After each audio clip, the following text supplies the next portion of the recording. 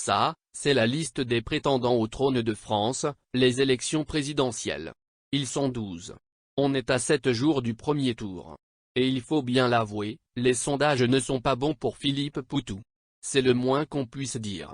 Tout en haut des intentions de vote, Emmanuel Macron culmine à 29%. Et tout en bas de l'échelle, c'est Philippe Poutou. Il est avant-dernier.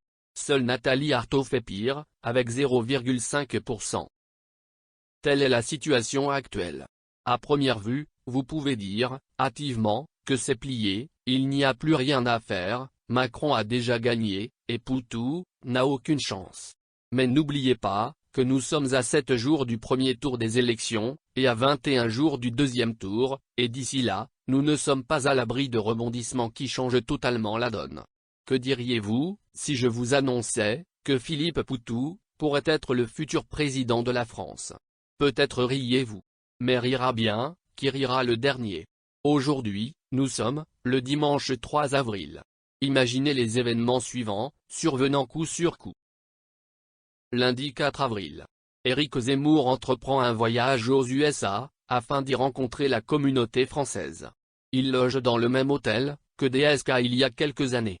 Madame Aïssatou Diallo entre dans la chambre de Zemmour, pour y faire le ménage. Aïssatou Diallo, à ne pas confondre avec Nafissatou Diallo, laquelle est devenue richissime, depuis l'affaire DSK, au point d'avoir acheté l'hôtel. C'est d'ailleurs elle, qui a fait venir sa cousine Aïssatou, pour y travailler. Enfin bref, Éric Zemmour tente de violer Madame Aïssatou Diallo. Il n'y arrive pas. La police intervient. Zemmour est arrêté, et incarcéré aux USA. Il n'est plus dans la course. Plus que 11 candidats. Et Poutou est du nombre. Mardi 5 avril. Tôt dans la matinée, on apprend une triste nouvelle. Jean Lassalle qui luttait contre le Covid-19, s'est éteint durant la nuit. Plus tard dans la journée, on apprend une autre triste nouvelle. Nicolas Dupont-Aignan, qui s'était rendu dans le pays du Bouchonnois, afin d'obtenir le soutien des chasseurs. On lui avait préparé une partie de chasse à la galinette cendrée. Vu que ce sont de très mauvais chasseurs, Dupont-Aignan reçoit une balle à bout portant. Il est tué sur le coup. Plus que 9 candidats en liste. Poutou est là. Mercredi 6 avril. Jean-Luc Mélenchon rencontre Anne Hidalgo au marché de Rungis. Madame Hidalgo accuse Jean-Luc Mélenchon d'avoir tué la gauche. Mélenchon accuse Madame Hidalgo d'avoir tué la gauche.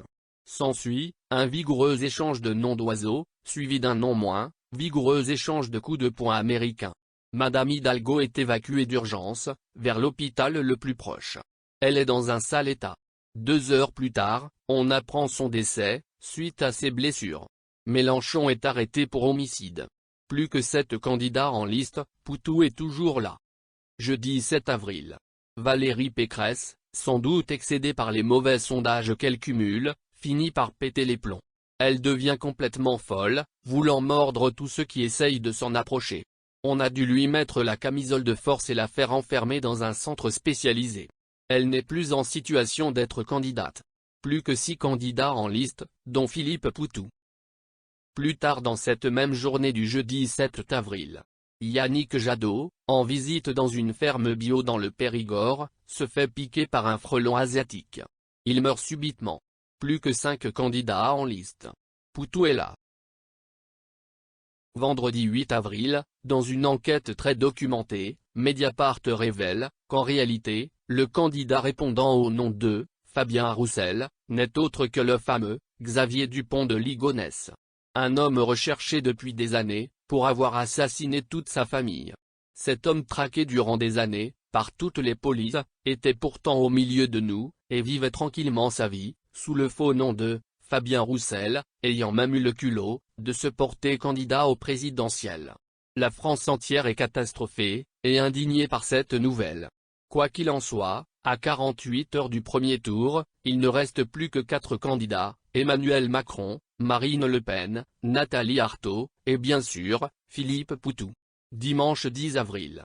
20 h. Le premier tour rend son verdict. Emmanuel Macron, premier avec 40% des suffrages exprimés. Suivi de Marine Le Pen, 35%, Philippe Poutou est troisième avec 15%, Nathalie Arthaud ferme la marche avec 10%. Le deuxième tour aura donc lieu entre Emmanuel Macron et Marine Le Pen. Mercredi 15 avril. Marine Le Pen, quant à elle, décide entre les deux tours, de rendre une petite visite à Vladimir Poutine, histoire de lui apporter son soutien dans cette guerre. Sur le chemin du retour, son avion passe au-dessus de l'Ukraine. L'avion reçoit un missile solaire et s'écrase dans la banlieue de Kiev. Marine Le Pen est portée disparue, sans doute est-elle morte. Le comité des élections décide de repêcher Philippe Poutou, pour être le challenger d'Emmanuel Macron au deuxième tour, puisqu'il était arrivé troisième au premier tour. Ce sera donc un deuxième tour Poutou-Macron. Du moins, c'est ce qui est prévu, jusqu'à cet événement du dimanche 19 avril, qui vient changer totalement la donne de cette élection. En effet, Vladimir Poutine, énervé par le double jeu de Macron dans cette guerre, envoie un missile sur l'Élysée. Emmanuel Macron est tué. Le comité des élections décide de repêcher la quatrième du premier tour, j'ai nommé, Nathalie Arthaud, pour qu'elle devienne challenger de Philippe Poutou.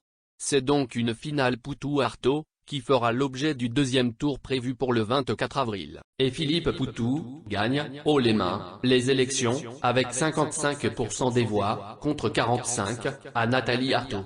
Ce qu'il fallait démontrer. Vous voyez, il y a de très fortes chances pour que Philippe Poutou soit le prochain président de la France. Même s'il faudrait pour cela beaucoup d'hécatombes, d'ici au 24 avril prochain.